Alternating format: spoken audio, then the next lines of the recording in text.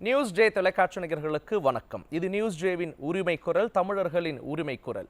உரிமை குரல் நிகழ்ச்சியில் இன்று நாம் விவாதிக்க இருக்கும் தலைப்பினை சிறப்பு தொகுப்பினை பார்த்து தெரிந்து கொள்ளலாம். மதுரை கம்யூனிஸ்ட் கவுன்சிலர் லீலாவதி கொலை வழக்கை யாரும் மறந்திருக்க முடியாது. திமுகவின் கோர வரலாற்றில் மிக முக்கியமான குற்றச் செயல்களில் ஒன்றாக பார்க்கப்பட்ட இந்த சம்பவம் ஒட்டுமொத்த தமிழகத்தையே உலுக்கியது. மனசாட்சியை புதைத்துவிட்டு அந்த குற்றச்செயலில் தண்டனை பெற்றவர்களே அதே மதுரைக்கு துணை மேயரான கொடூரமும் திமுகவால் அரங்கேற்றப்பட்டது. அதே நிலை மீண்டும் மதுரைக்கு திரும்புகிறது என்று திமுகவின் தோழமை கட்சிகளாக இருக்கும் இடதுசாரி தோழர்களே புகாரளித்து வீதிக்கு வரவைத்து உள்ளது தற்போதைய சம்பவம். ஆம், மதுரை துணை மேயர் வீட்டின் மீது திமுகவினர் கொலைவெறி தாக்குதல் நடத்தியிருப்பதை அடுத்து தட்டி கேட்க வீதியில் இறங்கியிருக்கிறார் கம்யூனிஸ்ட் நாடாளுமன்ற உறுப்பினர் சு வெங்கடேசன். அடேங்கப்பா, இப்பொழுதாவது கம்யூனிஸ்ட் தோழர்கள் விடுத்துக் கொண்டார்களே என்று ஆச்சரியத்துடன் பார்க்கின்றனர் மதுரை மக்கள். திமுக குண்டர்களின் இந்த தாக்குதல் கூட்டணி கட்சிகளை கூட விட்டு வைக்கவில்லை என்பதை யோசிக்கும் அதே வேளையில் நெல்லையில் மேயருக்கு எதிராக நம்பிக்கையில்லா தீர்மானத்தை சொந்த கட்சியினரே கொண்டு வந்துள்ள நிலையில் கவுன்சிலர்களை அள்ளி போட்டுக்கொண்டு ஊரை காலி செய்துள்ளார் திமுக எம்எல்ஏ. சட்டம் ஒழுங்கு முதலமைச்சரின் நேரடி பார்வையில் இருப்பதாக சொல்லப்படும் மாநிலத்தில்தான் இத்தனை கூத்துக்களும் அரங்கேறி வருகிறது. தொழிலாளர் நலன் கருதி குரல் கொடுக்கும் CITU சங்கம் உட்பட தொழிற்சங்க உறுப்பினர்கள் கைது என்று தொடரும் அரசு அராஜகத்தை இது நாள் வரை தோழமை சுட்டுதல் என்றே சமாளித்து வந்த கம்யூனிஸ்ட் தோழர்கள் ஆட்டை கடித்து மாட்டை கடித்து மனுஷனையே கடித்த கதையாக தங்களை நோக்கியும் அரசின் அராஜகம் பாய துவங்கியதும் வீதிக்கு வந்துள்ளதை பார்க்கையில் இந்த விடியா திமுக அரசு உற்ற நண்பர்களாக பயணிப்பவர்களை கூட அரசியல் சுயநலத்திற்காக காவு வாங்க தயங்காது என்பது தெளிவாகிறது. துணை மேயருக்கே இந்த நிலை என்றால் மக்களின் நிலை என்ன? இனிமேலாவது சுயமரியாதையோடு செயல்படுமா கம்யூனிஸ்ட் கட்சி? இப்படி சொந்த கூட்டணி கட்சியின் துணை மேயரையே திமுகவினர் தாக்குவது ஏன்? கூட்டணியில் இருந்து மார்க்சிஸ்ட் கட்சியை துரத்திவிட திட்டம் போடுகிறதா திமுக என்பன போன்ற பல்வேறு கேள்விகளுக்கு விடை தேடுகிறது இன்றைய நியூஸ் ஜே உரிமை குரல் நிகழ்ச்சி. மதுரை மார்க்சிஸ்ட் கட்சி துணை மேயரின் வீடு புகுந்து தாக்குதல்.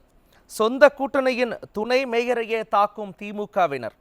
கூட்டணியிலிருந்து மார்க்சிஸ்ட் கட்சியை துரத்திவிட திட்டம் போடுகிறதா திமுக? இந்த கேள்விகளுக்கான விடையை தான் இன்னைக்கு நாம தேட இருக்கிறோம். கருத்துரையாளர்களை அறிமுகப்படுத்துகிறேன். அஇஅதிமுகவிலிருந்து மருத்துவர் சரவணன் இணைய வழியில் இணைந்திருக்கிறார். புரட்சி தமிழகம் கட்சியிலிருந்து ஏர்போர்ட் மூர்த்தி, இந்திய கம்யூனிஸ்ட் கட்சியிலிருந்து மருத்துவர் சாந்தி ரவீந்திரநாத், அரசியல் விமர்சகர் நாச்சியால் சுகந்தி இணைஞ்சிருக்காங்க. விருந்தினர்களுக்கு வணக்கம். வணக்கம். சரவணன் சார், ஏற்கனவே 1997 நடைபெற்ற இந்த லீலாவதி அவர்களுடைய கொலை மிக மிக பரபரப்பாக பேசப்பட்ட ஒரு கொலையானது இன்னைய அளவிலும் ஒவ்வொரு முறையும் திமுகவும் கம்யூனிஸ்ட் கட்சிகளும் கூட்டணி வச்சுக்கிறப்பெல்லாம் பெரிய பேசு பொருளாகும். அப்படிப்பட்ட கொலையினுடைய சாயமே இன்னும் மறையாத இந்த சூழ்நிலையில மீண்டும் துணை மேயருடைய வீட்டிலே இப்படி தாக்குதல் ஏற்பட்டுச்சுன்னா அராஜகத்தை ரவுடிசத்தை திமுகவினர் தொடர்ந்து ஆதரிக்கிறாங்க அப்படின்ற விஷயத்தை புதுப்பிச்சுட்டே இருக்காங்களான்ற கேள்வி எழுந்திருக்கு. உங்களுடைய பார்வை? பொதுவா திமுக அப்படின்னாலே அராஜகம், ரவுடிசத்துக்கு பேர் பெற்றது. இதுதான் நம்ம மக்களை பொறுத்த வரைக்கும் உள்ள யதார்த்தமான ஒரு இது. மக்கள் செய்திகள்லயும் அந்த மாதிரிதான் நம்ம பார்க்கிறோம். அந்த வகையில நீங்க பாத்தீங்கன்னா 9ஆம் தேதி மாலை 6:45 மணிக்கு மதுரை இருக்கக்கூடிய துணை மேயர் நாகராஜன் அவரு தாக்கப்படுறாரு. அவருடைய வீட்டு பொருட்கள் சேதமாகுது. அவர் ஒரு 75,000 ரூபாய்க்கான சேதம் ஏற்பட்டிருக்குன்னு அவர் சொல்றாரு. ஒரு கொலைவெறி தாக்குதல். நம்ம திமுக எடுத்துக்கிட்டீங்கன்னா இன்னைக்கு தேதிக்கு அவங்க தமிழ்நாட்டுல இருக்கக்கூடிய கூட்டணி கட்சிகள் எப்படி நடத்துறாங்க அப்படின்னு ஃபர்ஸ்ட் நீங்க பாத்தீங்கன்னா, நீங்க சொன்னது ஏற்கனவே 90களில் லீலாவதி கவுன்சிலரோட அவங்கள வந்து கொலை பண்ண அந்த வழக்கு வந்து திமுக மக்கள் கிட்ட போயிருக்குது. ம். இன்னைக்கு வந்து இது டெப்டி மேயருக்கு இப்ப இன்னைக்கு நடந்திருக்கு இந்த கொலைவெறி தாக்குதல். அவர் எப்படியோ ஒரு தெய்வாதீனமா தப்பிச்சிட்டாரு. நாளைக்கு இதுவே ஏன் மதுரை எம்பிக்கே நடக்கக்கூடாது, நடக்காம போயிருமா? அந்த ஒரு பயம் மக்கள்கிட்ட இன்னைக்கு ரொம்ப கடுமையா இருக்கு. அதனாலதான் இன்னைக்கு கம்யூனிஸ்ட் இன்னைக்கு இறங்கி போராடி இருக்கிறாங்க. 32 மாசம் மக்களுக்காக பொதுநல நோக்கோடு இருக்கக்கூடிய ஒரு ஒரு ஒரு கட்சி, கம்யூனிஸ்ட் கட்சி இத்தனை நாள் தூங்கிக்கிட்டு இருந்து இன்னைக்கு அவங்களுக்கு நீங்க சொன்ன மாதிரி ஆட்டை கடிச்சு மாட்டை கடிச்சு இன்னைக்கு மனுஷனே கடிச்ச மாதிரி அவங்களுக்கு பிரச்சனை வந்தோன்னு இன்னைக்கு வந்து தெருவில் இறங்கி இன்னைக்கு போராட்டம் பண்ணியிருக்கிறாங்க. இதுவே விசிக கட்சி நீங்க எடுத்து பாருங்க. ஏற்கனவே ஒரு முறை வந்து அண்ணன் திருமாவளவன் அவர்களுக்கு உட்காருவதற்கு திமுக அமைச்சர் வந்து சேர் கொடுக்கலாம், பிளாஸ்டிக் சேர் கொடுத்தாரு. கொடி ஊன்றதுக்கு பல இடத்துல பிரச்சனை. இப்ப இந்த வெள்ளத்துக்கு 4000 கோடிக்கு திருமாவளவன் வந்து இன்னைக்கு வெள்ளை அறிக்கை கேட்கிறார் திமுக அரசாங்கத்துல. அப்படியே அந்த கூட்டணி எது போய்கிட்டு இருக்குது. காங்கிரஸ் நீங்க எடுத்து பாத்தீங்கன்னா ஒரு முறை வந்து அமைச்சர் துரைமுருகன் என்ன சொல்றாரு, வாக்கு வங்கி இல்லாத கட்சி காங்கிரஸ் சொல்றாரு. விளையாட்டுத்துறை அமைச்சர் வந்து சனாதனம் பற்றி சர்ச்சையான கருத்தை தெரிவிச்சப்ப இந்திய அளவில் இருக்கக்கூடிய காங்கிரஸ் தலைவர்கள் எல்லாம் அதுக்கான எதிர்ப்பு தெரிவிச்சாங்க. முஸ்லிம் லீக் கட்சி அந்த கூட்டணி ராம்நாடோட எம்பி நவாஸ் கனி அவருக்கும் அமைச்சர் ராஜகண்ணப்பனுக்கும் பிரச்சனை தள்ளுமுள்ளு வருது, கலெக்டர் கீழே தள்ளி விட்டுறாங்க. இப்படி சட்டம் ஒழுங்கு சீர்கேடு என்பது திமுக கட்சிக்கான அது ஒரு முக்கியமான ஒரு குறியீடு தான் அது. அந்த வகையில பார்க்கும் பொழுது கூட்டணி கட்சின்றது ஒரு தாமரையில தண்ணீராகத்தான் இன்னைக்கு திமுக கிட்ட இருக்கும். இதே இந்திய அளவில் எடுத்து பாத்தீங்கன்னா திமுக கூட்டணியை பாத்தீங்கன்னா ஐஎன்டிஏ கூட்டணியில இப்ப அந்த 3வது சுற்று இதுக்கு பேச்சுவார்த்தைக்கு இங்க இருக்க வெள்ளத்தை கூட விட்டுட்டு அந்த கூட்டணிக்கு பேசுறதுக்காக போறாரு, முதல்வர் போறாரு. நிதிஷ்குமார் பேசும்போது என்ன சொல்றாரு, ஹிந்தி தெரிஞ்சுக்கங்கன்றாரு. அப்ப இது வந்து ஒரு முரண்பாடான ஒரு கூட்டணி. சிஏ ஆதரிக்கிற கட்சி கெஜ்ரிவால்ல இருந்து எல்லாரும் அந்த கூட்டணிக்குள்ள இருக்கிறாங்க. இவங்க எல்லாம் வந்து மோடி அப்புறப்படுத்த போறோம்ன்றாங்க. வெஸ்ட் பெங்கால்ல மம்தா பானர்ஜி என்ன பண்றாங்க, காங்கிரஸ்க்கு 2 சீட்டு கொடுப்பேன்றாங்க. இன்னைக்கு தமிழ்நாட்டுல திமுக 5 சீட்டு தான் தர போறாங்க. இன்னைக்கு அந்த 11, 12ல இருந்து 5க்கு இறங்கி வர்றாங்க. விசிகாக்கு 1, கம்யூனிஸ்டுக்கு 1, இவங்க எல்லாம் அந்த 1 சீட் 2 சீட்டுக்காக 32 மாதம். இதுவே கடந்த ஆட்சியில எடப்பாடியோட ஆட்சியில எடுத்ததுக்கெல்லாம் இவங்க வந்து போராட்டம் செஞ்சவங்க தான் இந்த கூட்டணி கட்சிகள் எல்லாம். மக்கள்கிட்ட இப்ப இவங்களுக்கு ரொம்ப கெட்ட பேரு. திமுக மேல அவ்வளவு கடுமையான ஒரு அதிருப்தி இருக்கிறது. பொதுவாகவே கொடுத்த வாக்குறுதிகளை 500 வாக்குறுதிகள்ல நெருக்கி 80-90% நிறைவேற்றவில்லை. ஆனா சிஎம் வந்து என்ன பண்றாரு, 1000 ரூபாய் அறிவிச்சா 100% நிறைவேற்றியதாக ஆயிடுச்சுன்னு சொல்லி ஒரு மேடையில பேசுறாரு. இதுக்கெல்லாம் எதிர்த்து குரல் கொடுக்காத இந்த கட்சிகள் இப்ப போக்குவரத்து ஊழியர்கள் தொழிலாளர்கள் வந்து போராட்டம் நடத்திக்கிட்டு இருக்கிறாங்க. அடிப்படை உரிமைக்காக அவங்க போராட்டம் நடத்துறாங்க. கம்யூனிஸ்ட் கட்சி அதுல ஒண்ணு அவங்களுக்கு ஆதரவு தெரிவிச்சு களத்துல இறங்கல. இப்படி 1 சீட்டு 2 சீட்டுக்காக தேர்தல் நிதிக்காக இவங்க இன்னும் இறங்கி போகணுமா? அப்படி போனா இவங்க 2026ல இவங்க எலெக்ஷனை சந்திக்கவே முடியாது. மக்கள் திமுக மேல இருக்கக்கூடிய அதிருப்தி இந்த இவங்க கட்சியை மேலேயே வந்துடும். நான் நினைக்கிறேன் இது சரியான தருணம். இவங்க திமுக விட்டு விலகி இந்த கூட்டணி கட்சிகள்லாம் வெளியே வந்தா தான் அவங்க இன்னும் 2 வருஷத்துக்கு அரசியல் பண்ண முடியும்.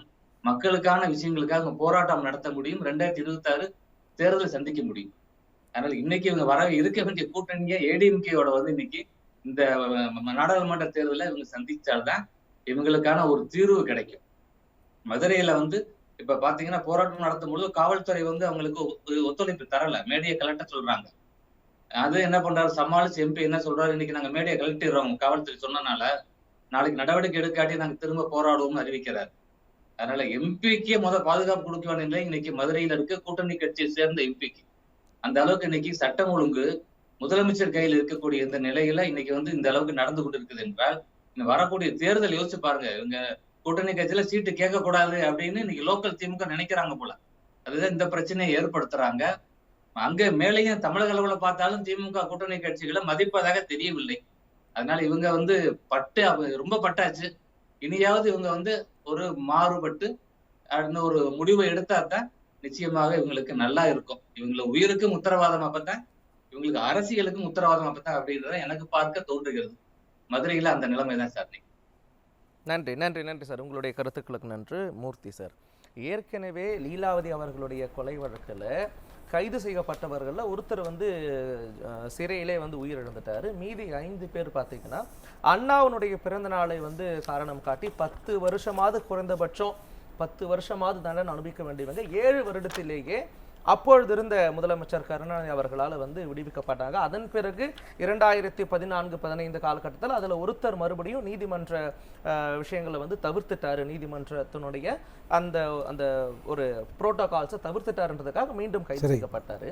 அப்ப லீலாவதி கொலை வழக்கிலேயே அந்த அரசியல் கொலையில சம்பந்தப்பட்டவர்கள் மீது ஒரு ஹார்ஷான கடுமையான நடவடிக்கை எடுத்திருந்தாங்கன்னா இது போன்று கட்சியினர் மீது வந்து ஏற்படுத்தக்கூடிய தாக்குதலாகட்டும், கட்சி அரசியல் கொலைகளாகட்டும், இந்த விஷயங்களை திமுகவினர் வந்து தடுத்திருக்கலாம்.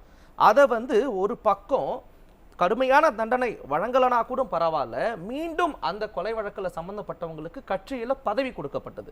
அப்ப தொடர்ச்சியாக இந்த ரவுடிசத்தையும் இந்த சட்ட ஒழுங்க சீர்கேடுகளை திமுகவினரே ஊக்குவிக்கிற போன்ற ஒரு கேள்விகள் எழுந்திருக்கு. உங்களுடைய பார்வை? அதாவது மாற்று கட்சியினர்களை கொலை செஞ்சால் கடுமையான நடவடிக்கை எடுக்கணுன்றீங்களா, இல்லை சொந்த கட்சியிலே கொலை செஞ்சால் கடுமையான நடவடிக்கை எடுக்கணுன்றீங்களா? கொலை செஞ்சாலே நடவடிக்கை எடுக்கணுன்றது தான் பார்வை. சந்தோஷம், மகிழ்ச்சி.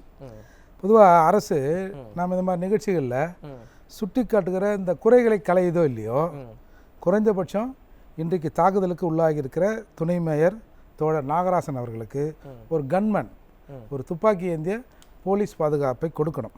ஏன்னா இவங்க கடந்த கால வரலாறுகள் அப்படி. நம்ம லீலாவதி கொலையை பற்றி பேசுனீங்க. இந்த உலகத்துக்கே உள்ளாட்சி தேர்தல் பதவியில் போட்டி வருகிற போது மிக கொடூரமான கொலைகள்லாம் நடக்கும் அப்படின்னு உலகுக்கு பாடம் புகட்டியது திமுக. காலையில் 8:30 மணி டைமில், அதுவும் காலையில் டைமில் ஒரு பெண்மணி 6 நபர்களால் ஆயுதங்கள் ஏந்தி படுகொலை செய்யப்பட்டார். அதுக்கப்புறம் நடந்ததெல்லாம் நம்ம பார்த்தோம். இப்போ நீங்கள் சொன்னீங்கல்ல, கம்யூனிஸ்டை வெளியே அனுப்ப முயற்சிக்குதா திமுக, அவங்க அமிச்சா கூட இவங்க போக மாட்டாங்க. ஏன்னா வெளியில் போகும்போதே கொடுத்த காசை கொடுத்துட்டு போ, திருப்பி கொடுத்துட்டு போனாங்கன்னா என்ன பண்ணுவாங்க? அப்படி ஒரு சிக்கல் இருக்குல்ல. அதால் சார் நீங்கள் வந்து இதன் மூலமாக என்ன சொல்ல வரீங்கன்னா, திமுகவினர் கம்யூனிஸ்ட் வெளியில் போகணுன்றதான் ஆசைப்படுறாங்கன்னு சொல்கிறீங்களா? நிச்சயமா சார் இந்த பிரச்சனையில், லீலாவதி பிரச்சனையில் ஒரு அடிப்படையில் ஒரு விஷயம் சொல்லப்படுது. என்னென்னா அந்த வார்டில் அங்கே இருக்கிற அந்த சாதாரண ஏழை எளிய மக்கள் குடிக்க தண்ணி இல்லை, ப்ரைவேட்டில் வந்து தண்ணி வாங்கி அங்கே யூஸ் பண்ணுறாங்க. அந்த தண்ணி விலை அதிகமாக இருக்குது, வாட்டர் மாஃபியாக்கள் அங்கே சுற்றுறான். அதற்கு அந்த அம்மா சரி நம்ம பகுதிக்கு குழாயை போட்டு தண்ணியை கொடுத்துருவோம் அப்படின்னு அந்த குடிநீர் சப்ளை இனாகரேஷன் 2 நாளைக்கு முன்னாடி தான் அந்த அம்மா கொலை செய்யப்படுறாங்க. இப்போது நம்ம விசாரித்த வகையில் நாகராஜனுக்கும் அதே பிரச்சனை தான். இப்போது நாகராஜன் என்ன பிரச்சனை, அவர் வந்து அந்த வார்டில், அவர் அந்த 80வது வார்டில் ஜெயிச்சவர். மொத்தம் 100 கவுன்சிலர் இருக்காங்க இல்லையா மதுரையில். அந்த 80வது வார்டு இவருக்கு ஆளுமைக்கு உட்பட்ட பல பகுதிகளில் கான்ட்ராக்டர்கிட்ட காசு வாங்காதீங்க கட்சிக்காரங்க, நாம் என்ன அலாட் பண்ணுறோமோ அது வந்து அந்த மக்களுக்கு போய் சேரணும் அப்படின்னு சொல்கிறாரு. ஏய் நீங்களும் வாங்க மாட்டேற, எங்களையும் வாங்க விட மாட்டேன்னு தான் பிரச்சனை. இப்போ நீங்கள் அந்த சம்பவம் நடந்த உடனே இவங்க போலீஸுக்கு ஃபோன் பண்ணுறாங்க. சார் சாதாரணமாக ஒரு ஆள், ஒரு ஜென்ரல் பப்ளிக்னு வச்சிங்களேன், ஃபோன் பண்ணால் போலீஸ் வந்து கொஞ்சம் மிஸ்யூஸ் பண்ணுறது அது சர்வசாதாரணம்னு வச்சிங்களேன். அது இப்படி தான் நடக்குது. இப்போ இந்த சம்பவம் அடுத்து ஃபோன் பண்ணும்போது அந்த காவல்துறை அந்த ஜெயஹிந்த்புரம் இன்ஸ்பெக்டருக்கு ஃபோன் பண்ணுறாங்க. அவர் சம்பவத்தை கேட்டு என்ன சொல்கிறாராம், நான் மீட்டிங்கில் இருக்கிறேன் அப்புறம் பேசுங்கன்னு ஃபோனை அவராக கட் பண்ணிடுறாரு. அதுக்கப்புறம் அந்த அக்ரன்ஸ் நடந்த இடத்துக்கும் போலீஸ் வருவதற்கு தாமதமாகுது.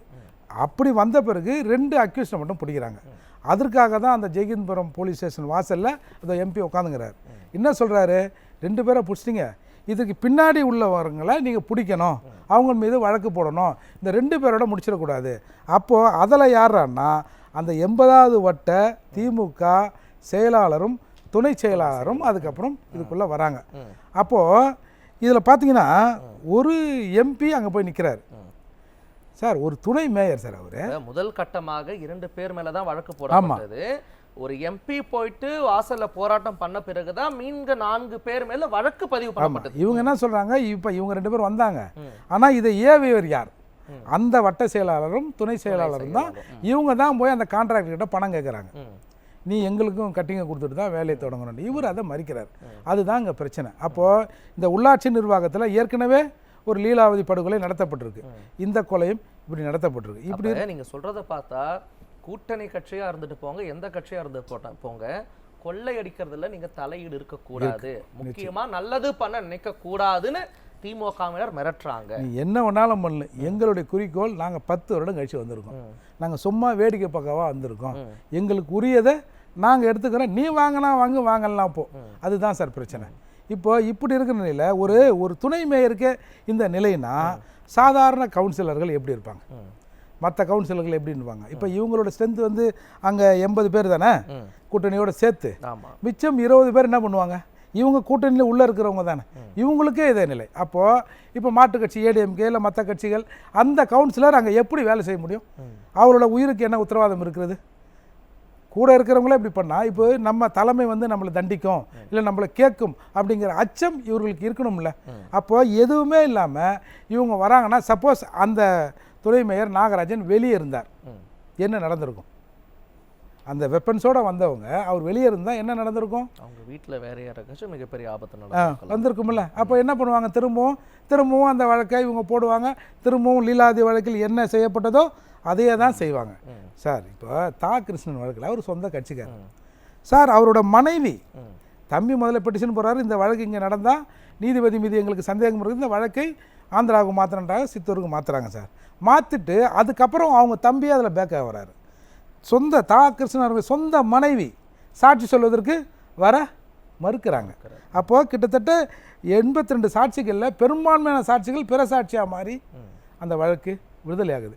இப்படி பல சம்பவங்களை நடத்திட்டு இன்றைக்கு கம்யூனிஸ்ட் தோழர் மீது இந்த தாக்குதலை நடத்திருக்காங்க. நீங்கள் பார்த்தீங்கன்னா இப்போ நாம் வந்து மூச்சை பிடிச்சி பேசுகிறோம், கம்யூனிஸ்ட் தலைவர்கள் கூட மாநில அளவில் இதை ஒன்றும் பெரிய விஷயமா எடுத்ததா ஒன்றும் தெரியல. ஆனால் முத்தரசன் கண்டனம் தெரிவிச்சிருக்காரு சார். ஒரு கண்டனத்தோடு முடிச்சுட்டா போதுமா சார்? சார் வேற எங்கேயோ ஒரு மூலையில் யாருக்கோ ஒன்று நடக்குது, சரி ஒரு ஃபார்மாலிட்டிக்கு ஒரு கண்டனத்தை தெரிவிக்கிறோம், அதுதான் கேள்வியாக இருக்குது. ஒரு கம்யூனிஸ்ட் கட்சியில் ஏற்கனவே லீலாவதியும் கம்யூனிஸ்ட் கட்சியை சேர்ந்தவங்க தான். தற்பொழுது இதே கம்யூனிஸ்ட் கட்சியை சேர்ந்த இன்னொருத்தர் தாக்கப்படுறாரு. நீங்கள் சொன்ன மாதிரி நூலிழையில் லீலாவதி கொலை வழக்கு தாக்கிருட்டின் கொலை வழக்கு மாதிரி வர வேண்டியவர் நூலிழையில் தன்னுடைய உயிரை வந்து காப்பாற்றியிருக்காரு. இப்படி ஒரு பெரும் சம்பவம், பரபரப்பான சம்பவம் நடக்கும் பொழுது முத்தரசன் வந்து ஒரு கண்டனத்தோடு நிறுத்திட்டாரு. எதற்காக இவங்க வந்து சீரியஸாக அதை கொண்டு போக மாட்டாங்க சார்? இந்த மாதிரி ஏன் இவர்கள் கேட்கவில்லைன்னு இந்த 2.5-3 ஆண்டு ஆட்சி காலத்தில் 1000 கொஸ்டின் கம்யூனிஸ்ட் மேலே வைக்கலாம். விவசாயிகள் சங்கம் வைத்து கம்யூனிஸ்ட்டை வளர்க்குற நீங்கள் ஏங்க ஒரு 7 பேர் மேலே குண்டாஸ் போட்டால் ஒன்றும் பேசலை? இப்படி பல கேள்விகளை வேங்க வேலை நீங்கள் ஏங்க மூச்சு விடலை?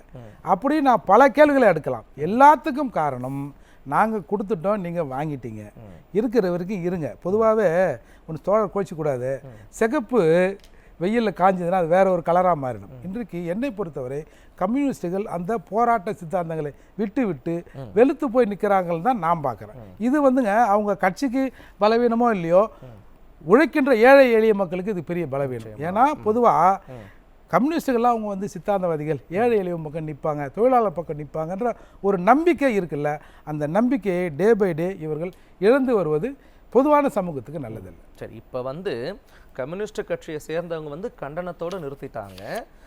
அவங்க வந்து கூட்டணியை விட்டு வெளியே வர மாட்டாங்கன்னு ஒரு பக்கம் இருந்தாலும், அட்லீஸ்ட் இப்பொழுதாவது திமுகவினுடைய லட்சணம் கூட்டணி கட்சியினருக்கு தெரிஞ்சிருக்கும்னு நினைக்கிறீங்களா? தெரிஞ்சிருக்கு சார். என்ன பண்ண முடியும்? ஒரு எம்பி போய் ரோட்டில் நிற்கிறாரு. இப்போ அண்ணன் சரவணன் கூட பேசினாருங்க, ஒரு மேடை போட்டால் எம்பி நிற்கிற மேடையை பிச்சை எறிகிறாங்க, தூக்கி கட்டி போடுன்றாங்க. வேறு என்ன பண்ண முடியும்? இவங்க போய் இவங்க தலைமைக்கிட்ட சொல்ல முடியும், தலைமை கம்முன்னு இருக்கும். அப்போ என்ன தான் பண்ணுவாங்க? விதியை நினச்சி அவரவர்கள் பாதுகாப்பு அவரவர் கையில் அப்படின்னு இருக்க வேண்டியதானே தவிர வேற ஒன்றும் இதில் நம்ம என்ன பண்ணுவாங்க? கையேற நிலையில தான் இருக்கிறாங்க. கட்சியினர் இது வந்து கேட்கல, அதுக்கு நீங்க சொல்ற மாதிரி 1000 காரணங்கள் பின்னாடி இருக்கலாம், அதை நாம வந்து கண்டுக்க வேண்டாம். இப்ப நான் என்ன கேட்கறேன்னா, இதை நாம சட்ட ஒழுங்கா நாம பார்த்தா கூட ஒரு துணை மேயருக்கே இந்த நிலைமைனா அப்ப சாதாரண மக்களுக்கு சாமானியனுக்கு என்ன நிலைமை என்ற கேள்வி இங்க வருது. அப்ப அட்லீஸ்ட் அதை வந்து இவங்க வந்து நாங்க இது போன்ற எங்க ஆட்சியில சட்ட ஒழுங்கு நாங்க வந்து சீர்கேட்ட விடமாட்டோன்ற ஒரு பார்வையிலாவது இவர்கள் மேல அதிரடியான நடவடிக்கை எடுக்கலாம் இல்லையா? இல்லை, இப்போ நீங்கள் இப்போ கேட்டால் என்ன சொல்லுவாங்க? எம்பி வந்து மென்மையாக சொல்கிறாரு, முதலமைச்சர் இது மீது ஒரு சிறப்பு கவனம் செலுத்தணும் அப்படிலாம் அவர் கேட்குறாரு. நம்ம வெங்கடேசன் எம்பி கேட்குறாருன்னு வச்சுங்க. இன்றைக்கி முதலமைச்சரிலோ அரசு தரப்பில் இருந்தோ ஏதாவது இதற்கு பதில் வந்ததா? இப்போ நீங்கள் அதிகமாக ப்ரெஷர் பண்ணி கேட்டால் என்ன சொல்லுவாங்க? நாங்கள் எஃப்ஐஆரை போட்டோம். சார், ஒரு வழக்கு ஒரு அக்ரன்ஸ் நடக்குதுன்னா அதை வந்து நான் இன்றைக்கி எஃப்ஐஆர் போட்டேன், 1 மணி நேரத்தில் போட்டேன், ஒரு நாள் அக்யூஸ்டை கண்டுபிடிக்கிறதுன்றதுல சார் சட்டம் ஒழுங்கு. அந்த ஒரு சம்பவம் நடந்துட்டால் அதை போட்டு சப்சிக்வெண்ட்டாக வேறு சம்பவம் நடக்க விடாமல் தடுக்கணும். அதுதான் அரசு. ஆனால் இப்போ நீங்கள் கேளுங்களேன், நாங்கள் தான் எஃப்ஐஆர் போட்டோமே, நீங்கள் அதில் வந்து பின்னாடி இருந்தவன் யாருன்னு சொன்னீங்க, அவங்களையும் சேர்த்து எங்கள் கட்சிக்காரன் எங்கள் செக்ரட்டரி, அதாவது வட்ட செயலாளர், வட்ட துணை செயலாளர் எல்லாரும் சேர்த்து எஃப்ஐஆர் போட்டோம். இதை விட என்ன பண்ண முடியும்? நாங்கன்னா ஒவ்வொருத்தருக்கும் ஒரு போலீஸாக கொடுக்க முடியும்னு கேட்டாலும் நம்ம ஆச்சரியப்படுறதுக்கு இல்லை. ஆக இந்த நாட்டில் திரும்ப சொல்கிறோம், இந்த நாட்டில் என்ன நடக்குதுன்னு இன்றைக்கு ஆண்டு கொண்டு இருக்கிற முதல்வரின் கவனத்துக்கு எதுவுமே போகிறதே இல்லை. அவர் என்னை பொறுத்த வரைக்கும் கருணாநிதி அவர்களாவது ஏதோ செய்தித்தாளில் முக்கியமான செய்திகளை நோட் பண்ணி கொடுப்பதற்கு ஆள் இருப்பாங்க, அதை படிப்பார்னு சொல்லுவாங்க. நம்ம முதல்வர் நம்ம கெட்ட நேரம் என்னன்னு தெரியல, அவர் இன்னைக்கு நாட்டில் நடக்கிறது எதுவுமே அவருக்கு தெரியாமல் இருக்கிறதால தான் இத்தகைய அவலங்கள் நாட்டில் தொடர்ந்து நடந்து கொண்டிருக்கிறது. இன்றைக்கு ஒரு மேயருக்கு ஆனது இன்றைக்கி அந்த மதுரை மாவட்டமெல்லாம் ஒரு பயம் இருக்குல்ல. இப்போது சப்போஸ் நாளைக்கு ஒரு வீடு கட்டுறோம், ஒரு வட்ட செயலாளரோ ஒரு கவுன்சிலரோ என்னப்பா மண்ணு கொட்டிருக்கீங்க அப்படி இப்படின்னு கேட்டால் அவன் சாதாரணமாக கொஞ்சம் கேட்டால் கொடுத்துருவாங்க சார். வீடு கட்டல பாதி கேட்டால் என்ன பண்ணுவான்? எங்கேயாவது ஒரு போலீஸுக்கு போகணுன்ற எண்ணம் அவர்களுக்கு வருமா? இந்த சம்பவத்தை பார்த்தா ஒரு மேயரே போய் இந்த மாதிரி பண்ணுறாங்கன்னா நம்ம என்ன? அப்போது அடிப்படையில் இருக்கிற ஒவ்வொரு மனிதனோட மனித உரிமைகளையும் சட்ட பரிபாலனையும் இந்த அரசு டே பை டே பறித்து கொண்டே இருக்குது. நன்றி நன்றி நன்றி சார். தொடர்ந்து வர சாந்தி மேடம், என்ன மேடம், ஒரு துணை மேயர்னுடைய வீட்டிலே வீடு அலுவலகம் தாக்கப்பட்டிருக்கு, பொருட்கள் சேதமாகியிருக்கு, நூலேழில் அவர் தன்னுடைய உயிரை தானாகவே காப்பாற்றிக்கிட்டாரு, நடந்து போச்சு. இப்போ இதுக்கு கண்டனம் தெரிவித்து ஏதாச்சும் பண்ண போறீங்களா, இல்லை வழக்கம் போல கூட்டணி கட்சி தானே பெருசுப்படுத்தாமல் இருக்க போறீங்களா? வழக்கம் போல சரி இருக்கட்டும். இப்போ மதுரை மார்க்சிஸ்ட் கட்சியுடைய துணை மேயருடைய வீடு அலுவலகம் இரண்டுமே தாக்கப்பட்டிருக்கிறது. இது மிக மிக மோசமான ஒரு சம்பவம். ஒரு அவசியமாக அதுக்கான ரியாக்ட் பண்ணணும். காவல்துறையிலையும் சில தாமதங்கள் இருக்கிறதெல்லாம் வந்திருக்காங்க, அது உண்மை அப்படின்ற மாதிரி தகவல்கள் தான் வருகிறது. ஸோ உடனடியாக தவறு செய்தவர்கள் அது யாராக இருந்தாலும் தண்டிக்கப்பட வேண்டும். உடனே முதல்ல கேஸ் ஃபைல் பண்ண 6 பேர் இருந்தாங்க, 2 பேர் தான் அரெஸ்ட் ஆயிருக்காங்க, இன்னும் 4 பேர் இருக்காங்க. அது சரியான என்னென்ன வழக்கு போடணுமோ அது போடணும். இன்னொரு விஷயம் என்னன்னா, எல்லாருமே எனக்கு முன்னாடி பேசுன 2 பேருமே கம்யூனிஸ்ட் கட்சிக்காரங்க இப்படி ஆயிட்டாங்களே, கம்யூனிஸ்ட் கட்சிக்காரங்க அப்படி ஆயிட்டாங்களே, அவங்க 24 எலெக்ஷன்ல என்ன ஆக போறாங்க, 26 எலெக்ஷன்ல என்ன ஆக போறாங்க, அப்புறம் சித்தாந்த போயிடுச்சு, தொழிலாளர் பக்கத்துல ரொம்ப கவலைப்பட்டாங்க. அதுக்கு தான் வரேன். எனக்கு முன்னாடி இருங்க, நான் 2 பேரும் சேர்த்து தான் சொல்லிட்டேன். எனக்கு முன்னாடி பேசுற 2 பேர் சொல்றேன். ஏன்னா சரவணன் சாரும் பேசியிருக்காரு. இப்ப நீங்க பாருங்க சார், சாந்தின்ற பேர்னால நீங்க அமைதியா இருக்கிற மாதிரி தெரியுது. இல்ல நோ டெஃபினெட்லி நாட். அதான் நான் வந்துட்டேன். இப்போ என்ன பிரச்சனைனா, அதன் பிறகு அவங்களுடைய விளக்கத்தை கேட்டுட்டு நாம அதுக்கான கவுண்டரை நாம பேசலாம். இப்போ என்ன பிரச்சனைனா, இப்போ 32 மாசம் சொன்னீங்க. இப்போ 32 மாசத்துல எத்தனையோ போராட்டங்களை இஷ்யூ பேஸ்டா எப்போதுமே கம்யூனிஸ்ட் கட்சிகள் அரசியல் கட்சிகளோட தேர்தல் கூட்டணி வைக்கும்போது அது தேர்தல் கூட்டணியாக தான் இருக்குமே தவிர அந்த கட்சியுடைய அப்படியே சரண்டர் பாலிடிக்ஸோ தொங்கு சதையாவோ இருக்க மாட்டாங்க, சித்தாந்தவாதியா இருப்பாங்க. இன்னைக்கு கூட நான் சொல்லி முடிக்க சொல்றீங்கன்னா கம்யூனிஸ்ட் கட்சிகள் தங்களுடைய கொள்கையிலிருந்து மாறிட்டாங்க சொல்றீங்க. இங்க உங்க கொள்கையிலிருந்து மாறிட்டீங்கன்னு சொல்லவே இல்ல. கூட்டணியில இருக்கிற கட்சி இப்படி ஒரு தவறு பண்ணும் பொழுது எதுக்கு நீங்க ரோஷமா இங்களே இப்படி பண்றீங்களேன்னு எதிர்த்து கேள்வி கேட்க மாட்டீங்க? அதுதான் இப்ப நம்ம கொள்கை பிடிப்போட இருக்கிறான்னு வரும்பொழுது அடுத்து நீங்க கேள்வி கேட்கணும். இப்ப நானே கணக்கு சொல்றேன். இப்ப மருத்துவத்துறை ஆகட்டும், எங்க துறையிலேயே நாங்களே நிறைய ஆர்ப்பாட்டம் பண்ணிருக்கோம். ஆக இப்ப இத்தனை கட்சி இருக்கு தமிழ்நாட்டுல, பல கட்சிகள் இருக்கு, பாமக, விசிக, ஏடிஎம்கே, ஏகப்பட்ட கட்சி இருக்காங்க. இத்தனை கட்சியும் பார்த்து எத்தனை கட்சி ஒவ்வொரு கட்சியும் இந்த 32 மாதத்துல என்னென்ன போராட்டங்கள் நடத்திருக்கு, எதுக்காக நடத்திருக்குன்னு பாத்தீங்கன்னா கம்யூனிஸ்ட் கட்சிகளுடைய போராட்டங்கள் தான் அதிகமா இருக்கும். அதனால ரொம்ப உறுதியா சொல்ல முடியும். நாங்களே நிறைய பண்ணிருக்கோம். நானே சொல்றேன்ல, ஏன்னா எங்க சங்கத்தின் சார்பாக மருத்துவத்துறை சார்பாக நிறைய பண்ணிருக்கோம். அதுல மாற்றுக்கிறதே கிடையாது. முந்தா நாள் இப்ப போராட்டத்துக்கு போக்குவரத்து இருங்க நீங்க தூங்கிட்டுலாம் இல்ல சொல்லிட்டீங்க, பேசுங்க. நீங்க தூங்குறீங்க, நீங்க பேசிக்கிட்டே இருக்கீங்க, நான் இடை மறைக்கணும், என் வேலை அது. சரிங்களா? நீங்க கேக்குறீங்க 2 நிமிஷம் நீங்க பேசுறீங்க, அதுல ஒரு விஷயம் நான் திருப்பி கேட்கிறேன், மறுபடியும் நீங்க தொடருங்க, நான் இல்லைன்னு சொல்லல. நீங்க யாருக்காகவும் போராட்டம் பண்ணலன்றது இங்க கேள்வி கிடையாது. மக்களுக்காக தொடர்ச்சியாக நீங்க குரல் கொடுக்கறீங்க, அதுல எந்த மாற்று கருத்தும் கிடையாது. நாங்க மக்களுக்கு குரல் கொடுத்துட்டு இருக்கோம் நீங்க சொல்றீங்க, அது இங்க கேள்வி இல்ல. மக்களுக்கு குரல் கொடுக்கிற நீங்க அரசை எதிர்க்க மாட்டீங்கன்றத இங்க கேள்வியா இருக்கு. மக்களுக்கு குரல் கொடுக்கிறதுனாலயே அரசை விமர்சனம் செய்வது அதுல வரும். அரசு இப்ப நாங்க ஆர்ப்பாட்டம் பண்றோம், ஒரு வஞ்ச புகழ்ச்சி மாதிரி தெரியல. அரசை நேரடியா கேள்வி கேட்க மாட்டேன், அரசு தாங்க கேக்குறோம். எங்க கேக்குறீங்க? அதுதான் இங்க கேள்வியா இருக்கு. அரசை எங்க கேள்வி கேக்குறீங்க? அரசு இப்ப அரசு அரசை எதிர்த்து இப்ப ஆர்ப்பாட்டம் போராட்டம்னா பண்றோம்னா அரசுக்கு ஆதரவா பண்றது அதுக்கு பேரு. அரசுக்கு ஆதரவா கூட பண்ணுவீங்களா? இல்ல நீங்க ஆர்ப்பாட்டம் போராட்டம்னா மக்களுக்காக ஒரு விஷயத்தை எடுக்கும் பொழுது அரசுக்கு ஆதரவா எப்படி பண்ண முடியும்? அதான் நான் சொல்றேன், அதை எதை நான் சொல்றேன். அப்ப அரசுக்கு எதிர்த்து அரசுடைய கொள்கையை அரசுடைய நிலைப்பாட்டையும் விமர்சிச்சு தான் பண்றேன். இப்ப போராட்டம் நடந்துச்சு 2 நாள் முன்னாடி. 2024 எலெக்ஷன் வருது. எலெக்ஷனுக்கு எத்தனை மாசம் இருக்கு? தேர்தல் கூட்டணியில இருக்கும்னு சொல்லிட்டு போக்குவரத்துல போராட்டம் இல்லாம பண்ணாங்களா? ஈபில போராட்டம், அதுக்கு முன்னாடி ஈபில மிகப்பெரிய போராட்டம் பண்ணாங்க. தொடர்ந்து வந்து பல்வேறு துறைகளில் தேவைப்படுகின்ற நேரத்தில் சித்தாந்தத்தையும் இது பண்ணிருக்காங்க. தொழிலாளர்களுக்கு ஆதரவான நிலைப்பாட்டை எடுத்துட்டு தான் இருக்கோம். இதுல நீங்க சொல்றது நல்லாவே புரியுது. இப்ப 2 நாள் முன்னாடி பண்ணோம்ல. என்னுடைய கேள்வி கம்யூனிஸ்ட் கட்சியினுடைய போராட்டம் என்னுடைய கேள்வி கிடையாது. கம்யூனிஸ்ட் கட்சி திமுகவுடைய நிலைப்பாடை எப்படி கேள்வி கேட்கிறீங்க?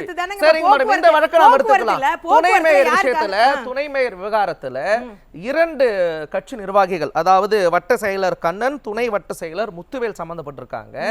கட்சி ரீதியா அவங்க மேல இதுவரைக்கும் எந்த நடவடிக்கையும் எடுக்கப்படல. நீங்க சொல்லிட்டீங்க எஃப்ஐஆர் போட்டுட்டாங்க, கடமைக்கு சொல்லியாச்சு. கட்சி ரீதியா அவங்க மேல எந்த நடவடிக்கையும் எடுக்கப்படல. இல்ல மேடம், கட்சி ரீதியா எந்த நடவடிக்கையும் எடுக்கப்படல. கட்சி ரீதியா அவங்கள யூசுவலா பண்ணுவாங்க இல்லைங்களா, தற்காலிகமாக நீக்குகிறோம் சொல்லிட்டு, தற்காலிகமா கூட அவங்க நீக்கப்படல. இதுக்கு நீங்க எதிர்த்து கேள்வி கேட்பீங்களா மாட்டீங்களா? முதல்ல ஒரு வந்து கட்சி ரீதியா அவங்க நடவடிக்கை எடுக்கிறத விட முதல்ல அவங்க வந்து அரெஸ்ட் ஆகணும்ல. ஏன்னா அரெஸ்டே பண்ணல, அது ரொம்ப முக்கியம். நீங்க ஒரு கட்சியில இருந்து சஸ்பெண்ட் பண்றதுனால அரெஸ்ட் பண்ணாதான் கட்சி ரீதியா நடவடிக்கை எடுப்பாங்க. ஒரு நிமிஷம்ங்க, ஒரு விஷயத்துல ஒரு குற்றம் நடக்குது, அது பண்ணவங்க யாரு, பாதிக்கப்பட்டவங்க யாரு, அதெல்லாம் விடுங்க. தப்பு நடந்து அது யாரா இருந்தாலும் சரி, கம்யூனிஸ்ட் கட்சிக்காரங்க தப்பு பண்ணியிருந்தா கூட முதல்ல அவங்க மேல வந்து எஃப்ஐஆர் போடணும். உடனடியாக அந்த கைது செய்யப்படக்கூடிய அளவுக்கு மோசமான குற்றம்னா அது பண்ணணும். இது சட்ட ரீதியா எடுக்கக்கூடிய நடவடிக்கை. அத முதல்ல பண்ணணும்ல. சட்ட ரீதியா எடுக்கக்கூடிய நடவடிக்கை எடுத்தாச்சு. எங்க எடுத்தாங்க? 2 பேர் தானே. நீங்க இப்பதான் நம்ம பேசிட்டு இருக்கோம். எஃப்ஐஆர் 2 பேர் மேல எஃப்ஐஆர் இல்ல 6 பேர் மேல போட்டுட்டாங்க. 2 பேர் கைது செய்யப்பட்டிருக்காங்க. நான் என்ன கேக்குறேன்னா, சட்ட ரீதியா நடவடிக்கை எடுத்துட்டாங்க. காவல்துறையோட வேலை முடிஞ்சு போச்சு. இப்ப உங்க கூட்டணி கட்சி ரீதியாக கட்சியின் ஒரு நாகரிகம் கருதி எதுக்கு இன்னும் கட்சி ரீதியா நடவடிக்கை எடுக்கல? அதுதான் எங்க கேள்வி. நீங்க சாட்டிஸ்ஃபை ஆயிட்டீங்க. இப்ப நீங்க சொன்னீங்கல எடுத்தாச்சு, நடவடிக்கை எடுத்தாச்சு. நான் சாட்டிஸ்ஃபை ஆகல மேடம். நானே சாட்டிஸ்ஃபை ஆகிட்டீங்கன்னு சொன்னதால உங்களுடைய செல்ஃப் சாட்டிஸ்ஃபேக்ஷன் நான் அக்ரிடேட் பண்ண அவ்வளவுதான். இல்ல நான் சாட்டிஸ்ஃபை ஆகல. ஏன்னா ரொம்ப முக்கியமான விஷயம் வந்துட்டு என்னன்னா உடனடியா அதான் மேடம், நீங்க சாட்டிஸ்ஃபை ஆகல இல்லையா? இப்ப அதுக்காக என்ன கேள்வி கேட்க போறீங்க? என்ன போராட்டம் பண்ண போறீங்க? கட்டாயமா இது பாருங்க, போராட்டம் எப்பயோ ஆரம்பிச்சாச்சு. இப்ப கண்டனம், இப்ப வெறும் கண்டனம் மட்டும் தெரிவித்தாங்க அப்படி கிடையாது. இவர் எம்பியே, அங்க லோக்கல் எம்பியே உட்கார்ந்து அங்க மறியல் பண்றாங்க. இன்னொரு விஷயம் என்னன்னா, இன்னொரு லோக்கல் எம்பி உட்கார்ந்ததுக்கு அப்புறம் தான் 2 பேர் மேல போடப்பட்ட வழக்கானது 4 பேர் 6 பேரா மாறிச்சு. விஷயம் வந்து கூலிப்படையை மட்டும் எப்போதுமே அது எந்த நிகழ்வுலயுமே யாராச்சும் ஒருத்தர் பண்றாங்கன்னா, யார் பண்றாங்களோ அவங்களே போய் பண்ண மாட்டாங்க. கூலிப்படை மாதிரி இருப்பாங்க. அப்ப அவங்க என்ன சொல்றாங்க, யாரை ஏவனாங்களோ அது மட்டும் கிடையாது, ஏவி விட்ட ஆளுங்களையும் பண்ணணும்னு சொல்லி எம்பி சொல்லியிருக்காரு. அது நம்ம இருக்கு. இது ஒண்ணு. இன்னொரு விஷயம் என்னன்னா, சோ இது வந்து நிச்சயமாக சட்ட ரீதியா நடவடிக்கை. ஆனா இதனால நீங்க உடனே வந்து கூட்டணியை விட்டு வெளியில வரணும், கூட்டணியை வந்துட்டு இது கூட்டணியை விட்டு நீங்க வெளியே வர வேணாம் மேடம். இது தொடர்ச்சியா நடந்துட்டு இருந்ததுன்னா அவங்களே கூட்டணியை விட்டு வெளியே போங்கன்னு உங்களை தள்ளுறாங்க இன்டைரக்டான்றதா இங்க கேள்வியாக இருக்கு. ஆக ஒரு ஊர்ல இப்ப முதலமைச்சரா இருக்கிறவர், ஒரு மிகப்பெரிய கட்சியோட தலைவர், ஒரு ஊர்ல இருக்கிற துணை மேயரை ஒரு சின்ன வட்ட செயலாளரை விட்டு தாக்குங்க, உடனே அடுத்த நாள் இருங்க அது எந்த கோணம் என்பதை பொறுத்து வார்த்தையை மாத்தக்கூடாது. எந்த கோணத்தை இப்ப கட்சியை விட்டு கூட்டணி விட்டு வெளில வரதுக்கு அப்படின்ற ஒரு ஆங்கிள் பாத்தீங்கன்னா அது எப்படி வேணா செய்யலாம். எப்படி செய்வாங்கன்னு தெரியணும். கூட்டணி வச்சு எல்லாருமே அரசியல். அதே மதுரையினுடைய இப்ப நீங்க என்ன சொல்ல வரீங்க எனக்கு புரியுது. நான் இன்னும் முடிக்கல. ஆக ஒரு முதலமைச்சரா இருக்கிறவர், ஒரு முதலமைச்சர் மட்டும் இல்ல, திராவிட முன்னேற்ற கட்சியுடைய தலைவரா இருக்கிறவர், அவர் ஒரு கட்சியை கூட்டணி இருந்து விலக்கணும்னா அதுக்கு பல விதங்கள் பண்ணலாம். இப்படி போயிட்டு ஒரு விதம் லீலாவதி மேடம் கொலை வழக்குக்கு பின்னாலும் கூட கூட்டணி இருந்திருக்கு தானே? அதுதான் கேள்வி. லீலாவதி மேடம் கொலை வழக்குக்கு பின்னாடியும் எப்படி இப்படிப்பட்ட ஒரு கட்சியினர் கொலை செஞ்ச கட்சியினர் கூடயே கூட்டணி வச்சுக்கிட்டாங்கன்றது கேள்வியா இருக்கு. இருங்க அப்படி பார்த்தா இது வந்து இது போன்ற பல தனிப்பட்ட சம்பவங்கள் எல்லா கட்சியும். உதாரணத்துக்கு இப்ப தர்மபுரியில பஸ் எரிப்பு தர்மபுரியில பஸ் எரிப்பு சம்பவம் நடந்தது. 3 பேர் பெண்கள் இது பண்ணிட்டாங்க. அதை வந்து நான் ஒரு தனிப்பட்ட சம்பவமா தான் பாக்குறேன். ஏன்னா ஏதோ ஒரு உணர்ச்சி மிரட்டல ஒருத்தங்க வந்து பண்ணாங்க. உடனே வந்து அதிமுக இருக்கவங்க எல்லாருமே மோசம், எல்லாருமே இப்படிதான் அப்படின்னு சொல்ல முடியாது.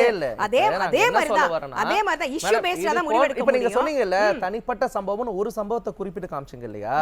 இது மாதிரி திமுகவுக்கு 1000 சம்பவங்களை குறிப்பிட்டு காட்டலாம். எல்லா கட்சியிலுமே இருக்கு. கேள்வி என்னவாக இருக்குன்னா, எப்பயாச்சும் ஒரு தடவை இது போன்ற சம்பவங்கள் நடந்துச்சுன்னா நீங்க சொல்ற மாதிரி தனிப்பட்ட சம்பவம்னு எடுத்துக்கலாம். எப்பவுமே இப்படி நடந்துச்சுன்னா அப்ப இந்த கட்சியில இருக்கிறவங்களா கட்சி நிர்வாகிகளா ரவுடிகளான்ற கேள்வி எழுது. ஏன் சொல்றேன்னா முடிச்சிடறேன், இவ்வளவு நேரம் இங்க பேசுனீங்க, நான் முடிச்சிடுறேன். ஏற்கனவே மதுரையில மேயர் யாருக்கான்னு உங்களுக்கு தெரியும், இந்திராணி இருக்காங்க. அவங்க வந்து பிடிஆர் பழனிவேல் தியாகராஜனுடைய விசுவாசி, அதனால அவங்களுக்கு அந்த ஒரு பதவி கிடைச்சதுன்னு பேசிக்கிறாங்க. அந்த வகையில் ஏற்கனவே கவுன்சிலர்கள் கிட்ட மேயருக்கு ஆதரவு கிடையாது, எதிர்த்து நிற்கிறாங்க. இது ஒரு பிரச்சனை. துணை மேயருக்கும் இப்ப பிரச்சனை. மதுரையில தொடர்ச்சியாக இப்படி சம்பவங்கள் நடக்கும் பொழுது இது முதலமைச்சர் காதுக்கு போனோமா வேணாமா? நீங்க என்ன சொன்னீங்க, ஒரு கட்சியினுடைய ஒரு மிகப்பெரிய கட்சியினுடைய தலைவராக இருக்கக்கூடியவர் இதெல்லாம் வந்து பார்க்கணுமான்னு கேக்குறீங்க. அப்படி கிடையாது, அப்படி நான் சொல்றேன். ஸ்பெஷல் அட்டென்ஷன் கொடுக்கணும், ஸ்பெஷல் அட்டென்ஷன் கொடுக்கணும் நான் சொல்றேன். அவர் கையில தாங்க இருக்கு. அதுதான் கேள்வி. காவல்துறையே அவர்கிட்ட இருக்கும் பொழுது தொடர்ச்சியாக மேடம் காவல்துறையே அவர்கிட்ட இருக்கு, சட்ட ஒழுங்கு யார்கிட்ட இருக்கு, முதலமைச்சர் கிட்ட இருக்கு. நேற்று சென்னையில ஒரு கவுன்சிலர்னுடைய கணவன் வியாபாரிகள் கிட்ட மாமூல் வாங்கினாங்க, போலீஸ்காரங்க கிட்ட சண்டை போட்டாங்கன்னு சொல்லிட்டு அரெஸ்ட் பண்ணப்பட்டிருக்காரு. அந்த கவுன்சிலர் கட்சியிலிருந்து தற்காலிகமாக இடைநீக்கம் செய்யப்பட்டிருக்காரு. ஏற்கனவே திருநெல்வேலியில மேயர் மேல நம்பிக்கை இல்லா தீர்மானம் கொண்டு வந்து கவுன்சிலர்கள்லாம் ஊரை விட்டு போயிட்டு இருக்காங்க. அது இன்னொரு பக்கம் நடந்துகிட்டு இருக்கு. இப்ப இங்க எங்க மதுரை துணை மேயர் இஷ்யூ ஒன்று போய்கிட்டு இருக்கு. அப்ப முதலமைச்சர் இதுல உள்ள வந்து தன்னுடைய ஒரு இம்பார்ட்டன்ஸை இந்த இடத்துல கொடுக்கணுமா வேண்டாமா? அந்தந்த நிகழ்ச்சி இப்போ ஒவ்வொரு இடத்துல ஒரு பிரச்சனை வரும். இப்போ இடத்துல ஒரு கவுன்சிலர் அரெஸ்ட் பண்றாங்கன்னா அவர் அரெஸ்ட் பண்ண, அவர் எந்த கட்சியா இருந்தாலும் தப்புனா தப்பு தான், அது சொந்த கட்சியா இருந்தால் அரெஸ்ட் பண்ணணும். அப்படி அதே மாதிரி நிலைமைக்கு தகுந்த மாதிரி இஷ்யூக்கு தகுந்த மாதிரி சில நேரங்கள்ல என்ன ஆக்ஷன் எடுக்கணும் அதை பண்ணி. அதை தோழர் ஒன்று சொன்னார் பார்த்தீங்களா, அந்த போலீஸ் வந்துட்டு இன்ஸ்பெக்டர் வந்து நான் வந்து மீட்டிங்ல இருக்கேன் அப்படின்னு சொன்னார் இல்லைங்களா, இது வந்து ஏற்புடையது அல்ல. ஏன்னா நீங்க சொன்ன கருத்து கண்டிக்கிறீங்க. கட்டாயமா இன்னொரு விஷயம் என்னன்னா, நீ பேசுறது வந்து யாரோ ஒருத்தர் ஃபேக் கால் கிடையாது, நிறைய ஃபேக் கால்ஸ் வரும் அந்த மாதிரி எல்லாம். அப்படியே அவர் மீட்டிங்ல இருந்தா கூட அது உடனடியாக வந்து ஏன்னா அது ரொம்ப முக்கியமான விஷயம். ஒரு துணை மேயர்ங்கிறது ஒரு ரெஸ்பான்சிபிளான, இப்ப ஃபோன் பண்ணும்போது துணை மேயர் இந்த விஷயத்தை நீங்க சாந்தி மேடம் மருத்துவர் சாந்தி ஒரு விஷயத்தை ஏத்துக்கறாங்க. துணை மேயருக்கே அந்த இடத்துல பிரச்சனை நடந்திருக்கு. அப்ப துணை மேயருக்கே இப்படி ஒரு பிரச்சனை நடந்திருக்குன்னா சாதாரண மக்கள் சாமானியனுக்கு தமிழ்நாட்டுல பாதுகாப்பு கிடையாதுன்னு ஒத்துக்கிறீங்களா? அதுதான் சொல்றேன். அது வந்து இது இப்படியே வந்து சொல்ல போனீங்கன்னா இதே மாதிரி இப்ப அடுத்து எல்லாத்துக்கும் சொல்லணும் மேம். கேள்வி 4 பேர் கேட்டாதான் நாளைக்கு சட்ட ஒழுங்கு வந்து அங்க கொஞ்சமாவது சரி வரும். அந்த இடத்துல பிரச்சனை சொல்லணுமா வேணாமா நீங்க சொல்லுங்க. அந்த இடத்துல பிரச்சனை இருக்கு, அந்த தனியான அந்த இன்ஸ்பெக்டர் சரியில்லை, ஏதோ பிரச்சனைனா அந்த நடவடிக்கை எடுக்கணும். உடனே தமிழக காவல்துறையே சரியில்லை அப்படின்னு சொல்லணும். எப்படிங்க சொல்ல முடியும்? நீங்க மாத்துறீங்க. இன்ஸ்பெக்டர் சரியில்லைன்னு சொல்ல கட்சியினர் சரியில்லைன்னு சொல்லிக்கிட்டு இருக்கோம். உங்க கூட்டணி கட்சியில இருக்கவங்க தொடர்ந்து அராஜக போக்கில் ஈடுபட்டு இருக்காங்க. அவங்களுக்கு வக்காலத்து வாங்காதீங்கன்னு சொல்றாங்க, வேற ஒண்ணும் இல்ல. அப்படி கிடையாது, அது வக்காலத்து வாங்கணும்ன்ற அவசியம் நமக்கு கிடையாது. ஏன்னா எங்க கட்சியில ஆரம்பத்துல இருந்து திமுகவினர் வந்து அராஜகம் பண்றாங்க, ரவுடிசம் பண்றாங்கன்ற டாபிக்கே விட்டுட்டு காவல்துறை தப்பு பண்ணிருக்கு, இது ஒரு தனிநபர் இப்படி கொண்டு போயிட்டு திமுகவினர் இந்த விஷயத்துல திமுக தப்பு பண்ணிருக்காங்கன்னு தான் வந்துருச்சு. இன்னொரு விஷயம் நான் தான் சொன்னல, ஏன்னா முக்கியம் இல்ல, அது அரெஸ்ட் பண்ணணும்னு சொல்றேன். மருத்துவர் சாந்தியினுடைய ஃபீட்பேக் திமுகவினர் தப்பு பண்ணி இருக்காங்களா இல்லையா? அது இந்த விஷயத்துல தப்பு பண்ணிருக்கதா பல்வேறு தகவல்கள் வருகின்றன. உடனடியாக கைது செய்யப்பட்டு நடவடிக்கை எடுக்க வேண்டும். ஏன்னா திருப்பி யாரோ ஒரு 2 பேர் எக்ஸ் ஒய் பேரை போட்டு அது மூடக்கூடாதுங்கிறதா கருத்து. நன்றி. மூடக்கூடாது, ஏன்னா அது நெறியாளர் வந்து திமுக தப்பு செய்திருக்கு அப்படின்னு சொல்ல வச்சிருக்காரு, அவங்க சொல்லல. நன்றி சொல்லுவோம். இது வந்து ஒரு காம்ப்ளிமெண்டா எடுத்துக்கிறேன். நன்றி. நாச்சியால் சுகந்தி மேடம், ஒரு சமூக அக்கறை கொண்டு சமூக அரசியல்ல தன்னை வந்து ஈடுபடுத்திக்கிட்ட ஒரு பெண்மணி மிக கொடூரமாக கொலை செய்யப்பட்டாங்க. லீலாவதி கொலை வழக்கு. இதுல பார்க்க வேண்டிய விஷயம், அவங்களும் கம்யூனிஸ்ட் கட்சியை சேர்ந்தவங்க. அப்படி ஒரு நபர் அவர்களை கொலை செய்தவங்களை ஊக்குவிக்கிற வகையில விடுதலை செய்யப்பட்டு பின்னால் அவர்களுக்கு பதவியும் வழங்கப்பட்டது. இப்ப இந்த துணை மேயர் மேல நடைபெற்ற ஒரு தாக்குதல், இப்படி தொடர்ச்சியாக தமிழகத்துல தாக்குதல் நடத்திட்டு இருக்கும் பொழுது சட்ட ஒழுங்கு என்ன ஆகியிருக்கு, எதை நோக்கி பயணிச்சுட்டு இருக்கும்? சட்டம் ஒழுங்குக்கு நான் 2வது வரேன். அதாவது மார்க்சிஸ்டுகள், கம்யூனிஸ்டுகள், பொதுவாக கம்யூனிஸ்டுகள் திமுக காலகட்டத்தில் தாக்கப்படுவதும் கொச்சையான வார்த்தைகளில் விமர்சனம் செய்யப்படுவதும் வரலாற்றில் இது முதல் முறை கிடையாது. சிபி சிந்தன் என்று ஒரு மிகப்பெரிய மார்க்சிஸ்ட் இருந்தார், சரிங்களா? இன்னைக்கு இருக்கு இல்லையா தொழிற்சங்கங்கள், தொழிற்சாலைகளிலும் சரி போக்குவரத்து துறையிலும் சரி இருக்கின்ற தொழிற்சாலைகள், அந்த தொழில் சங்கங்களுக்கெல்லாம் அவர் தான் மூலகர்த்தா. ஒரு மிகப்பெரிய சிந்தனாவாதி. தெரியுமா, அவர் தமிழ்நாட்டில் பிறந்தவர் கிடையாது, கேரளமான அன்னைக்கு இருந்த ஒருங்கிணைந்த மெட்ராஸில் பிறந்தவர்னு வச்சுக்கோங்களேன். கேரளத்தை பூர்வீகமாக கொண்டவர். சிந்தன் அப்படிங்கிற தன்னோட பெயரை வந்து பாரதிதாசன் சொல்லிட்டார் அப்படிங்கிறதுக்காக சிந்தன் மாற்றிக்கிட்டவர். அந்த மாதிரி ஒரு மிகப்பெரிய போராளி. அந்த போராளி ஒரு ஸ்டாண்டர்டு மோட்டார்ஸ்க்கும் இன்னொரு கம்பெனிக்கும் ஒரு போராட்டத்தில் கலந்து கொண்டுட்டு வரும்போது அவரை அன்னைக்கு இருந்த கருணாநிதி ஆட்சியில் மண்டையோடைச்சாங்க. ஃப்ராக்ஷன் ஆஃப் செகண்டில் அவர் தப்பிச்சாருங்க. இதே ஸ்டான்லி இன்றைக்கும் ஸ்டான்லி மருத்துவமனையில் அதற்கான ரெக்கார்டுகள் இருக்குது. அவர் போய் அங்கே ட்ரீட்மெண்ட் எடுத்துக்கிறாரு. அதாவது என்ன செத்து உயிர் பழச்சான்னு சொல்லுவாங்கல்ல, அந்த ஸ்டேஜுக்கு போயிட்டு வந்தார். சரிங்களா? அப்போ வரலாறு தோறும் எஸ்பெஷலி தமிழ்நாட்டை பொறுத்தளவுக்கு கம்யூனிஸ்டுகள், ஏன்னா இந்தியா சுதந்திரம் அடைகின்ற போது இங்கே காங்கிரஸும் கம்யூனிஸ்டும் தான் பெரிய கட்சி. 60களுக்கு மத்தியில் தான் வருது திமுக. அது வரைக்கும் இவங்க தான் இங்கே பெரிய கட்சி. இன்றைக்குமே நீங்கள் மதுரையோட நாடாளுமன்ற வரலாற்றை எடுத்து பார்த்தீங்கன்னா மதுரையில் ஒரே ஒரு முறை தான் திமுக வந்திருக்கிறது, ஒரே ஒரு முறை தான் அதிமுக வந்திருக்கிறது. மற்ற எல்லா முறையும் ஒன்று கம்யூனிஸ்ட் வருவார்கள், இல்லை என்றால் உங்களுக்கு காங்கிரஸ் வரும், தேசிய கட்சிகள் தான் வரும். இன்றைக்கி கம்யூனிஸ்ட் கட்சி தன்னோட தேசிய அந்தஸ்தையை இழந்துருச்சுன்னு வச்சுக்கோங்க. ஏன் இழக்குதுங்கிறது இன்னொரு டாபிக். அப்போது இவ்வளோ ஒரு பெருமை மிக்க கம்யூனிஸ்டுகள் மீது திமுக தாக்குதுங்கிறது கருணாநிதி காலத்திலேருந்து தொடர்ந்து வருகிறது. ஏன்னா அன்னைக்கு இருந்த கம்யூனிஸ்டுகள், நீங்கள் கீழ்மணி வெண்மணி சம்பவத்திலேருந்து எடுத்துக்கிட்டாலும் அதிலிருந்து என்னது கம்யூனிஸ்டுகள் அப்படின்னாலே இடதுசாரிகள் என்றாலே பொதுவுடைமை சித்தாந்தம் என்கின்ற சித்தாந்தத்தை மக்களிடம் விதைத்து எல்லாத்தையும் போராட்டத்துக்கு தூண்டி விட்டார்கள் அப்படிங்கிறது தான். இன்றைக்கி இந்த போக்குவரத்து துறையில் இந்த சிஐடி இந்த ஸ்ட்ரைக் பண்ணுது அப்படின்னா அது இன்னைக்கு இருக்கிற இடதுசாரி தலைவர்களால் கிடையாது. அது ஆல் பிகாஸ் ஆஃப் சிஐடி தொழிற்சங்க தலைவர் சவுந்தரராஜன் என்கின்ற ஒரு போராட்ட தலைவரை தான் போய் சேரும். அது அவர் தன்னோட இனிஷியேட்டிவ், கட்சி சொல்றதை என்னமோ பண்ணிக்கோங்க. ஏன்னா இது வரைக்கும் ஆக்ரோஷமான ஏதாவது நாங்கள் பேச்சுக்கு கண்டனம் அறிக்கைன்னு சொல்றது ஒன்று இருக்குது சார். நான் உண்மையில் மனப்பூர்வமாக அந்த போராட்டத்துக்கு நான் எவ்வளோ தூரம் ஒத்துழைச்சிருக்கேன் அப்படிங்கிறது it's all because of Soundararajan அப்படிங்கிற ஒரு இண்டிவிஜுவல் இன்னமும் பொது உடைமை சித்தாந்தத்தை நம்புகின்ற தனிநபரால் இந்த போராட்டம் முன்னெடுக்கப்பட்டிருக்கிறது பெரிய அளவில். சரிங்களா? ரெண்டாவது நீங்கள் சொன்னீங்க இல்லையா, அண்ணனும் குறிப்பிட்டாரு லீலாவதி வழக்கில். இப்போ லீலாவதி அம்மா அவங்க என்ன அவங்கள என்னன்னா இப்போ இன்னைக்கு இவருக்கு நடக்குது இல்லையா, இதே சீன் தான் அந்த அம்மாவுக்கும் நடந்தது. அந்த தோழர் வீட்டுக்குள்ளே போய் ஃபஸ்ட்டு கலவரம் பண்ணுறாங்க, தண்ணி பைப்பு எப்படி இங்கே கொண்டு வரலான்னு சொல்லிட்டு அந்த அம்மா ஃபஸ்ட்டு வீட்டுக்குள்ளே போய் கலவரம் பண்ணுறாங்க. எல்லாமே ரெக்கார்டில் இருக்குது உங்களுக்கு. வீட்டுக்குள்ளே போய் கலவரம் பண்ணிட்டு அப்புறம்தான் ஒரு 2 நாள் கழித்து அவர்களை வெட்டி கொள்கிறாங்க. இதுலேருந்து என்ன தெரியுதுன்னா, இந்த தோழருக்கு நீங்கள் பாதுகாப்பு கொடுக்கணும், நாகராஜன் தோழருக்கு இந்த அரசாங்கம் பாதுகாப்பு கொடுக்கணும் அப்படிங்கிறத உரிமைக்குரல் வாயிலாக நாம் இதை வலியுறுத்துகிறோம். சரிங்களா? இதுதான் இதே சீன் தான் போய் நடந்துச்சு. போகிறாங்க, அவங்க வீட்டுக்குள்ளே கலாட்டா பண்ணுறாங்க. ஒரு 2 நாள் கழிச்சு அந்த அம்மாவும் கணவரும் காலையில் போய் காய்கறி வாங்கிட்டு வர நேரத்தில் அவங்கள வெட்டி கொள்கிறாங்க. பட்டப்பகலில், காலங்காத்தால பட்டப்பகலில் நீங்கள் வெட்டி கொள்றீங்க. சரிங்களா? வெட்டி கொண்டாச்சு. துணை மேயர் நாகராஜனுக்கு உடனடியாக அரசு தரப்பில் பாதுகாப்பு தரப்பட வேண்டும். அப்படி இல்லனா மீண்டும் ஒரு லீலாவதி மாதிரியான விஷயம் இந்த தமிழ்நாடானது சந்திக்க நேரிடும். மிக நிச்சயமா அதுல எந்த மாற்று கருத்து இருக்க முடியாது. சரிங்களா? சரி, நீங்க லீலாவதியை நீங்கள் வெட்டி கொண்டுட்டீங்க. லீலாவதியை பத்தி புத்தகம் எழுதுறாங்க. அப்ப மக்கள் சேவையில் மனித வீராங்கனைன்னு ஒரு புத்தகத்துல அந்த அம்மா சொல்றாங்க, லீலாவதிங்கிற ஒரு தலைவர் தமிழ்நாட்டில் சமூக அரசியல் போராட்டத்தில் ஈடுபட்ட பெண் ஒருவர் வெட்டி கொல்லப்பட்டது இதுதான் முதல் முறைன்னு சொல்றாங்க. இவங்க தான் அப்படி சொல்றாங்க, வெட்டி கொல்லப்பட்டது இதுதான் முதல். இதுல சமூக அரசியல் போராட்டத்தில் ஈடுபட்ட பெண்மணிய நீங்க என்ன பண்றீங்க, அந்த அம்மாவை வெட்டி கொன்னதுல ஒரு குற்றவாளி, அந்த குற்றவாளியோட அண்ணன் யாரு, ஒரு திமுக முக்கிய பிரமுகர் யாரு, எஸ்ஆர் கோபி. 2019 இன்னைக்கு உட்கார்ந்து போராட்டம் பண்றாருல, அவர் போய் சந்திச்சாருன்ற ஒரு பிரச்சனை சார். சந்திக்க மட்டும் இல்ல சார், சால்வா போத்தி பாராட்டிட்டு வந்தா சார். அப்போ ஒரு உண்மையான இடதுசாரி, உண்மையான சித்தாந்தத்தில் பொது உடைமை சித்தாந்தத்தில் மார்க்சியத்தில் நம்பிக்கை உடைய ஒரு என்னது, எனக்கு மற்ற எல்லாரும் மாதிரி நான் கார் வாங்கிக்கணும், பங்களா வாங்கிக்கணும், காஸ்ட்லியான பொருள் வச்சுக்கணுங்கிற அந்த விஷயங்களெல்லாம் மறுத்துட்டு உண்மையான பொது உடைமைவாதியாக சிம்பிளா வாழ்ந்தாங்களோ அம்மா, அந்த அம்மாவை வெட்டி கொட்டதுக்கு மார்க்சிஸ்ட் கட்சியினர் கொடுத்த மரியாதை அப்படின்னு நான் சொல்லலை.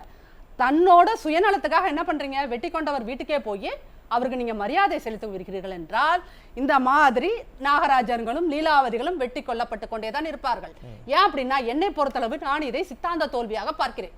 கட்சிக்குள்ள, அதாவது இன்னைக்கு இந்த இடதுசாரியம் அப்படிங்கிறது இந்தியா மாதிரியான ஒரு இது ரொம்ப சென்சிட்டிவான ஒரு விஷயம் நீங்க சொல்றது. ஏன்னா டாக்டர் சாந்தி மேடம் என்ன சொன்னாங்கன்னா, நாங்க எங்களுடைய சித்தாந்தத்துல தெளிவா ஸ்ட்ராங்கா நிக்கிறோம், மக்களுக்காக குரல் கொடுத்துக்கிட்டு இருக்கோம், திமுகவை மேபி கேள்வி கேட்கறதுல கூட்டணி தர்மத்தால கொஞ்சம் தயங்குறன்ற மாதிரி சொன்னாங்க. ஆனா நீங்க என்ன சொல்றீங்கன்னா சித்தாந்தமே தோத்து போயிருக்குன்னு சொல்றீங்க. சார் சித்தாந்தம், அந்த சித்தாந்தம் எப்போதுமே தோந்து போகாது. அந்த சித்தாந்தத்தை நான் அந்த சித்தாந்தவாதியாக தன்னை உருவகப்படுத்தி கொண்டு எம்பி ஆனதுக்கு அப்புறம் எம்எல்ஏ ஆனதுக்கு அப்புறம் அந்த இதுல இருந்து விலகி போறீங்கல்ல, அவர்களை மட்டும்தான் நான் சொல்கிறேன் இந்த இடத்துல. இப்ப வேங்கவயல் சம்பவத்துக்கு வாங்க. அந்த வேங்கவயல் சம்பவத்துல அந்த வேங்கவயல்ங்கிற ஊர் யாருக்குள்ள, அந்த ஊரோட எம்எல்ஏ யாரு? ஒரு இடதுசாரி. சின்னதுரை எம்எல்ஏ ஒரு இடதுசாரி. அவர் ஃபர்ஸ்ட் சம்பவம் நடந்த 3 நாள் களத்துக்கு வந்தார் சார், சுறுசுறுப்பா வேலை பார்த்தாரு. அதுக்கப்புறம் என்ன நடந்துச்சுன்னே தெரியல. இன்ன வரைக்கும் நீங்க அவரை கூப்பிடுங்க தோழர், பேசலாம் தோழர்னு சொல்லுவாரு இல்லையா, அதுக்கப்புறம் பதில் சொல்ல மாட்டார். சரிங்களா? அப்ப என்னன்னா அவரும் வந்து கொள்கைக்கு சித்தாந்தத்துக்கு உண்மையா இருக்காரு, விலகுறாங்கன்னு சொல்றாங்க. கொள்கையில இருந்து விலகல இல்ல சார், கொள்கைக்கு இந்த மாதிரியான சாமானிய எளிய மனிதர்கள் அந்த கொள்கையால தான் நம்ம இந்த எம்எல்ஏ பதவிக்கு வந்தோங்கிறதுல உண்மையா இருக்காங்க. பட் திமுக என்கின்ற கட்சிக்கு வரும்போது, கூட்டணின்னு வரும்போது இங்க பெரிய தலைவர்கள் காம்ப்ரமைஸ் பண்றாங்க இல்லையா, காம்ப்ரமைஸ் பண்ணும்போது இந்த மாதிரி நாகராஜன்கள் அடிபடுகிறார்கள், லீலாவதிகள் வெட்டி கொல்லப்படுகிறார்கள், சின்னத்துறைகள் வாய் திறந்து சட்டமன்றத்திலேயோ வேற இடத்துலயோ வேங்கவைகள் என்னோட பகுதி, நான் இவ்வளவு நேரம் சமூக நீதி பேசுறேன், பொது உடைமை சித்தாந்தம் பேசுறேன், என்னால இந்த விஷயங்களை இதுக்கான நீதியை பெற முடியவில்லை என்று ரத்த கண்ணீர் வடிக்கிறார்கள். இங்க சின்னதுரை நம்ம வந்து கார்னர் பண்ணல, பட் இங்க சித்தாந்தத்தை இவர்கள் பெரிய இடத்துல இருக்கிறவங்க 25 கோடி 50 கோடின்னு வாங்கி காம்ப்ரமைஸ் பண்ணும்போது இங்க சித்தாந்தத்தை உண்மையா ஃபாலோ பண்றாங்க பாத்தீங்களா. இன்னைக்கு தமிழ்நாட்டிலும் இல்லை சார், ஒட்டுமொத்த இந்தியாலேயே கம்யூனிஸ்டுகள் ரொம்ப ரொம்ப ரொம்ப குறைச்சல். அது பிஜேபி ஆட்சிக்கு வந்ததுக்கு அப்புறம் மொத்தமா போயிடுச்சு. அப்படிங்கும் போது இருக்கிற 4 கம்யூனிஸ்டுமே இங்க சேஃபா வாழ முடியாத ஒரு சூழல் தான். அதுல திமுக ஆட்சிக்கு வருகின்ற போது, அது கருணாநிதி அவர்கள் உயிரோடு இருந்த காலகட்டத்திலும் இங்க வெட்டி கொல்லப்படுகிறார்கள், மண்டை உடைக்கப்படுகிறது, அது எவ்வளவு பெரிய தலைவராக இருந்தாலும் சரி.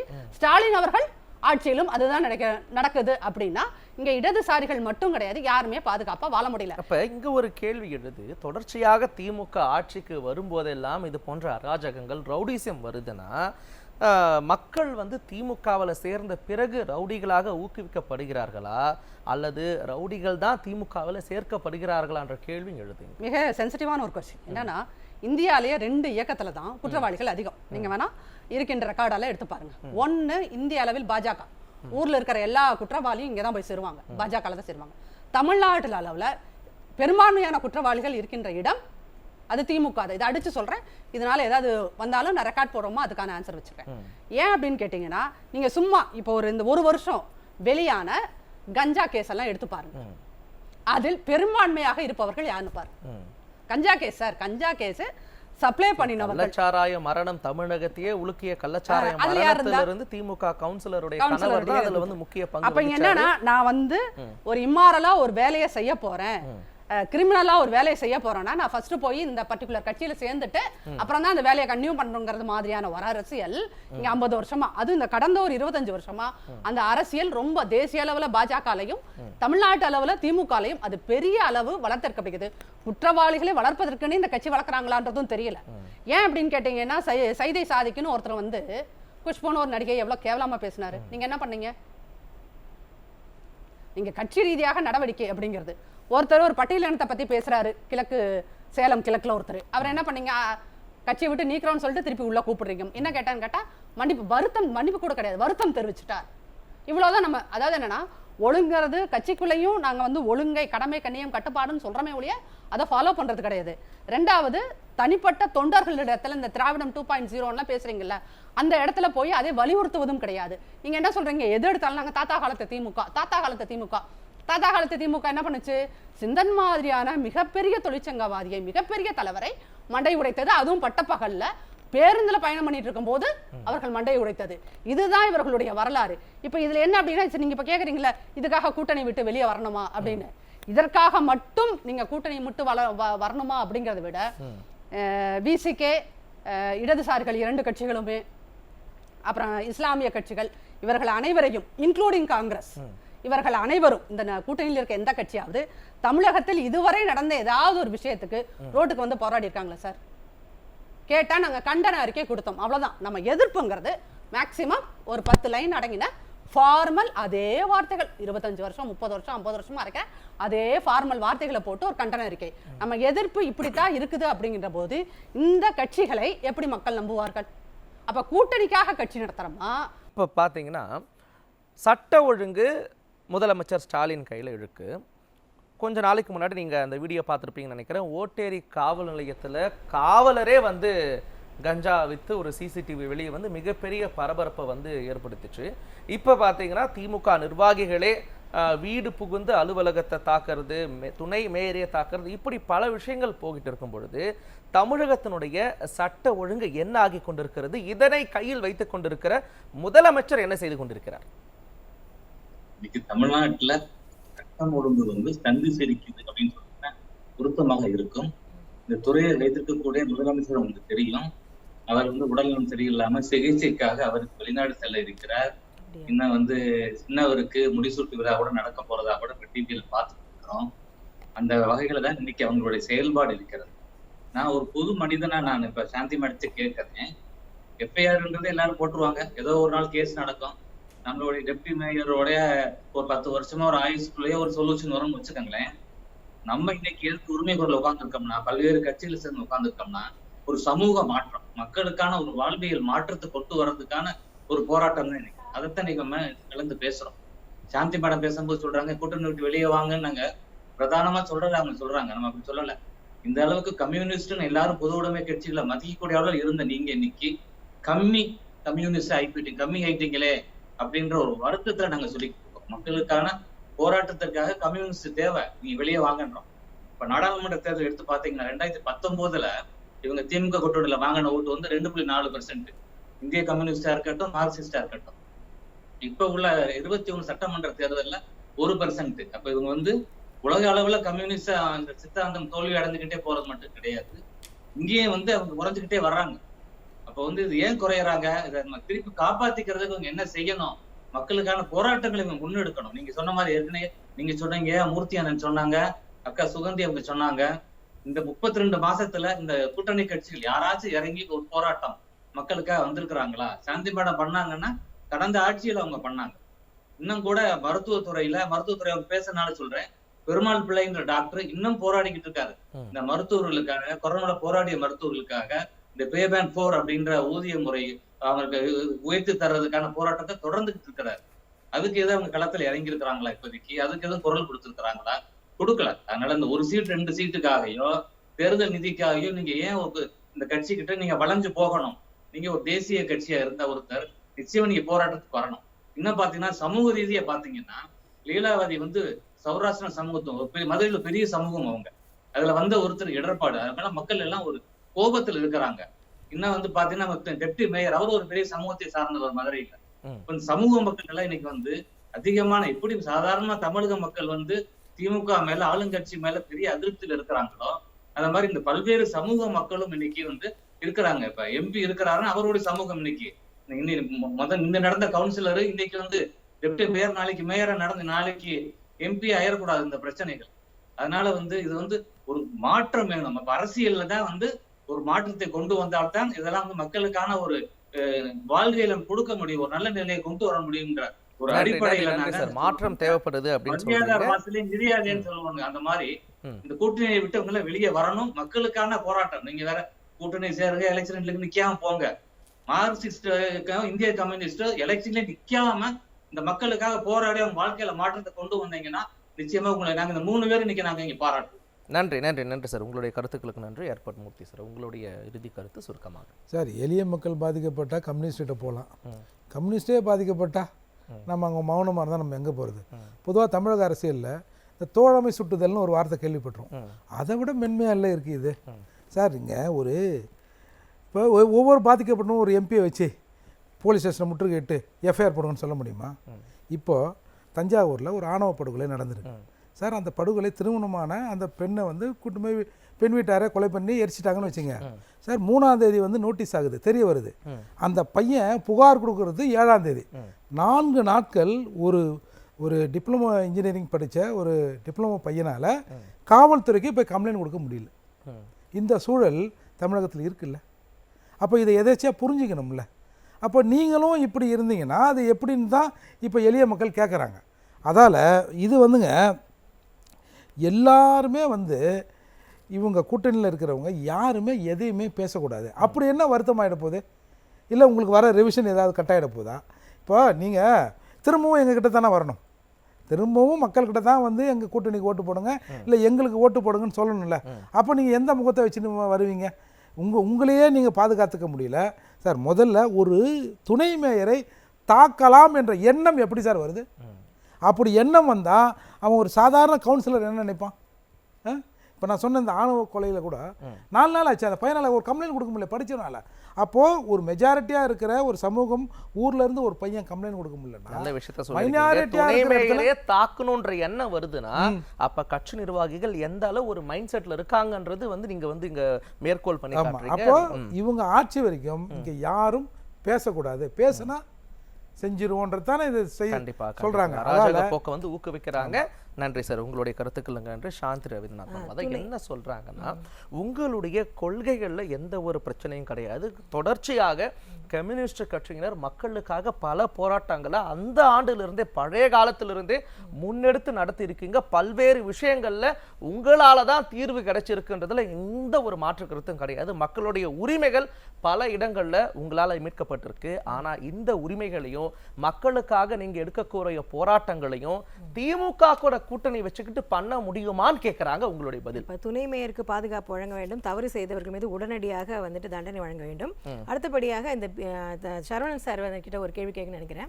பிஜேபி விட்டு இப்ப அதிமுக வந்து வெளியில வந்திருக்கு. என்ன இப்ப லிஸ்ட் இருங்க, எனக்கு முடிச்சிரேன். நான் அவர் நிறைய கேள்வி கேட்டேன், உங்களுக்கு அவுட்லைனா கேட்டேன். இல்ல நாம அடுத்த டிபேட்டை கொண்டு போக தேவையில்ல. கொண்டு போங்க, நான் ஒரு ரிக்வெஸ்ட் கேக்குறேன். கம்யூனிஸ்ட் ஸ்டாண்ட் அடுத்த அப்புறம் கூட அதனால இல்ல 2 நிமிடத்துல ஒரு இறுதி கருத்துல உங்ககிட்ட ஒரு நல்ல ஒரு விஷயத்தை நான் எதிர்பார்க்கிறேன். நான் என்ன எதிர்பார்க்கிறேன்னா, எல்லாருடைய கூற்று இங்க என்னவாக இருக்குன்னா, கம்யூனிஸ்ட் கட்சியினர் ரொம்ப நல்ல ஒரு சித்தாந்தத்தையும் கொள்கையும் கொண்டவங்க.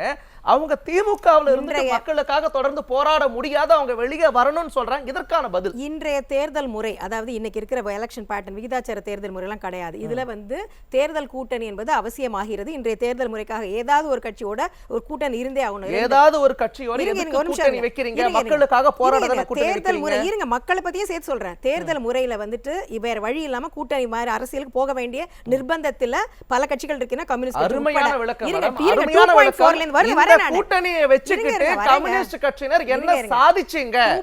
2.4 ல இருந்து 1 வந்திருக்கு. மிக மிக குறைவாக இந்திய கம்யூனிஸ்ட் கட்சியோ இல்ல மார்க்சிஸ்ட் கம்யூனிஸ்ட் கட்சியோட தேர்தலுடைய எண்ணிக்கையோ எம்எல்ஏ எம்பி குறையிறது வந்து கட்சிக்கு மட்டும் நல்லது இல்ல, மக்களுக்கே நல்லது இல்லங்கிறதா மிக முக்கியமான விஷயம். நல்ல கண்ணு காலத்துல நான் வாழ்றேன், நான் பெருமையா நினைக்கிறேன்னு சொல்றவங்க கூட நல்ல கண்ணையாக்கே ஓட்டு போட மாட்டேங்கிறாங்க.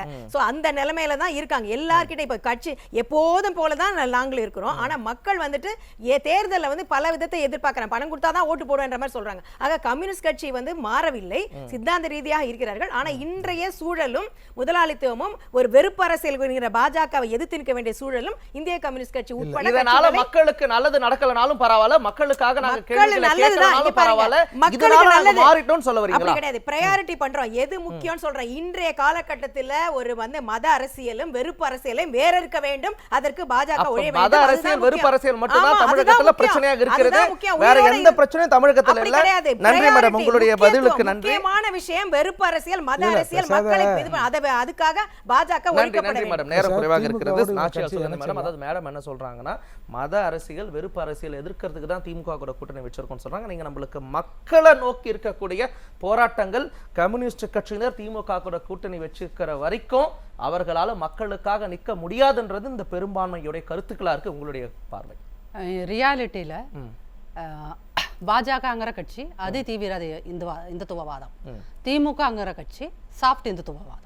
ஸோ இந்துத்துவத்தை நம்ம எதிர்க்கிறோம், மதவாதத்தை எதிர்க்கிறோம் அப்படின்னா நீங்கள் திமுகவும் எதிர்க்கணும். சாஃப்ட் இந்துத்துவாவை இன்னைக்கு எதிர்த்தா தான் அது வந்து 20 வருஷம் கழிச்சு தீவிர இந்துத்துவத்துக்குள்ள அது போகாமல் இருக்கும். இன்னைக்கு அனுமர் ஜெயந்தின்னு சொல்லிட்டு இந்த கலசம் தூக்கிட்டு போன ஒவ்வொரு ஏரியாலையும் கலசம் தூக்கிட்டு போனவங்களை எல்லாம் நீங்கள் கணக்கில் எடுத்தீங்கன்னா தமிழ்நாடு முழுக்க அதில் முன்னிலை வைப்பது திமுக காரர்கள் தான். நான் போட்டோ ஆதாரத்தோட தருவேன், சரிங்களா? அப்ப இங்க இந்த எது குறிப்பா இந்த 3 வருஷம் திமுகங்கிற கட்சி மென் இந்துத்துவத்தை நோக்கி போயிட்டு இருக்குது. அப்ப நீங்க இந்துத்துவத்தை தான் எதிர்க்கிறீங்க அப்படின்னா திமுகவை கண்டிப்பாக எதிர்த்து தான் ஆகணும். இதை வந்து நீங்க வந்து இப்ப இந்த நாகராஜன் துணை முதல் மேயரோட விஷயத்துல இதை நீங்க வெறும் என்னது பண சண்டை அப்படிங்கறத, அதிகார சண்டை அப்படிங்கறத தாண்டி அதுக்குள்ள போய் ஆராய்ஞ்சு பாத்தீங்கன்னா பல விஷயங்கள் கிடைக்கும். இதுல இன்னொரு முக்கியமான விஷயம் என்ன அப்படின்னு பாத்தீங்கன்னா, இதுல தாக்குதலை ஏற்படுத்தின அந்த லோகேஸ்வரன் அப்படிங்கிற இந்த குற்றவாளியில லோகேஸ்வரன் அவர் வந்து போக்சோ வழக்கு இருக்குது, அவர் மேல போக்சோ வழக்கு இருக்குது. அப்படிங்கும்போது நீங்க ஏற்கனவே கேட்டீங்களா, குற்றவாளிகளின் கூடாரம் எது அப்படின்னா தமிழ்நாட்டை பொறுத்தளவு 90% அது திமுக தான். அப்படியான ஒரு கட்சியோடு இடதுசாரிகள், காங்கிரஸை நான் சேர்த்துக்கிறேன் இடதுசாரிகள், ஏன்னா அவங்களா சாஃப்ட் இந்துத்துவத்தை போற்றுகிறவர்கள் ஒன்றும் கிடையாது. ஸோ காங்கிரஸ், இடதுசாரிகள், இஸ்லாமிய கட்சிகள் திமுகவோடு நின்று உங்கள் தன்மானத்தை இழந்து அந்த கூட்டணியோட இருக்கணுமாங்கிறத அதன் தலைவர்கள் யோசித்துக் கொள்ள வேண்டும். அவ்வளவுதான். நன்றி மேடம், நன்றி மேடம். ஆக மொத்தம் இடதுசாரிகள் மட்டும் கிடையாது, கூட்டணி கட்சிகள் யாராக இருந்தாலும் மக்களுக்காக போராடணும், கெட்ட விஷயங்களை எதிர்த்து போராடணும்னு நினைச்சீங்கன்னா முதல்ல நீங்க பண்ண வேண்டியது திமுக விட்டு வெளியே வரணும் அப்படின்னு சொல்லியிருக்கீங்க. நிகழ்ச்சியில் கலந்து கொண்ட சிறப்பு விருந்துகள் அனைவருக்கும் நன்றி. நேயர்களே, இது நியூஸ் ஜேவின் உரிமை குரல், தமிழர்களின் உரிமை குரல். நான் கார்த்திகேயன் சண்முகம். நன்றி.